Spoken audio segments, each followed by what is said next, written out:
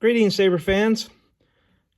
I want to show you how to use your Dark Revan or Ancient Rev version 2.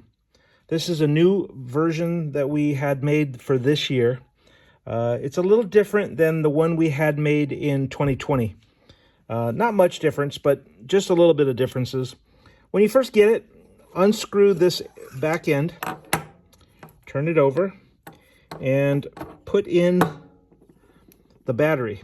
Now, you'll see down in there, it's hard to see, but you probably can't see it, but there's a plus sign there, and there's a plus side, there's a plus on this battery here. So that goes in first.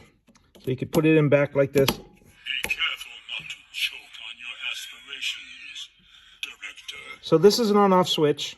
It'll be off when you get it, and then when you put the battery in, you can turn it on. You do have a great many things to explain.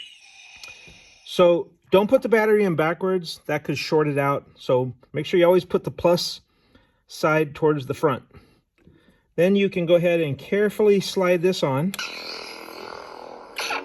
Whoop. Kind of turned on, didn't it?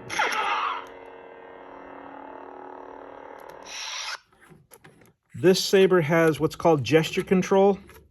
You don't actually need to use the buttons to turn it on. You can just twist it and it turns on. But you can also push the button and it lights up. Second button changes fonts. If you will not turn. I am Bastila Shan. Going somewhere. That lightsaber was Luke's. Hello, Master. It's been a while. Rey Skywalker. At last we will have our vision. Master Qui-Gon. So I do like the gesture control. You can just turn it on like that.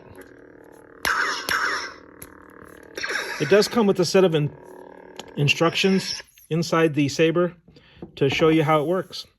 You get a 1.5 millimeter hex key, and you get a blade plug. So hope that works out good for you. If you have any questions, give us a shout. Take care.